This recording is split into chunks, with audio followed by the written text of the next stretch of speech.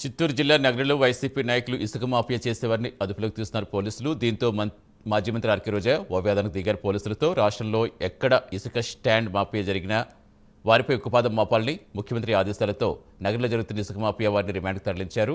YCP వారైనా TDP వారైనా ఇసుక మాఫియా చేసిన వారిపై కఠిన చర్యలు తప్పవని హెచ్చరించారు. ఇవాళ నువ్వు మొహం చెల్లక ఊరి మీద తిరగట్లా, నీకేం విషయాలు తిరగట్లేదు అనుకుంటా. నీలో లోపాన్ని మా మీద గుర్తెట్ట నువ్వు అసలుకి. ఇంకోటి నువ్వు అన్నావు ఇసుక లారీకి నీకు సంబంధం లేదని. నీకు దమ్ముంటే నీకు సవాల్ ఇసురుతున్నా, కాణిపాకం వెళ్దాం రా, ఇసుక లారీలకి నీకు సంబంధం లేదు మీ పార్టీ వాళ్ళకి ప్రమాణం చేయి. నీకు కానీ మీ అన్నలకు కానీ నీ మూడు కానీ సంబంధం లేదనే ప్రమాణం చేయి. నేను చేస్తా, నువ్వు చెప్పు టైం నేను చెప్పండి చెప్తా, పోయి చేద్దాం.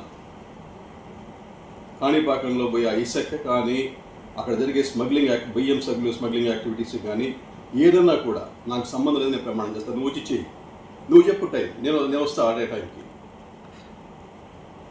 నీలో ఉన్న నిశ్శబ్దత కానీ అప్పుడు చూద్దాం.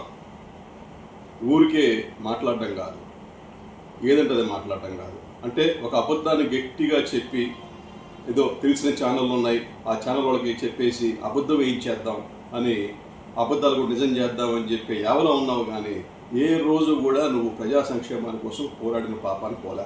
నాకు తెలిసి నువ్వు 12,000 రూపాయల అద్దె కొంపు నుంచి ఇవాళ ఊరికి ఒక ఇల్లు కట్టుకున్నావు. ఇవాళ నువ్వు మొహం చెల్లక ఊరి మీద తిరగట్లా, నీకేం విషయాలు తిరగట్లేదు అనుకుంటా. నీలో లోపాన్ని మా మీద గుర్తెట్ట నువ్వు అసలుకి. ఇంకోటి నువ్వు అన్నావు ఇసుక లారీకి నీకు సంబంధం లేదని.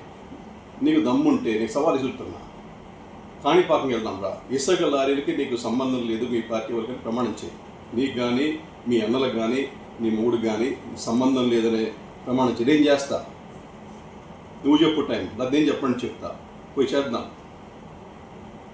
కాణిపాకంలో పోయి ఆ ఇసుక కానీ అక్కడ జరిగే స్మగ్లింగ్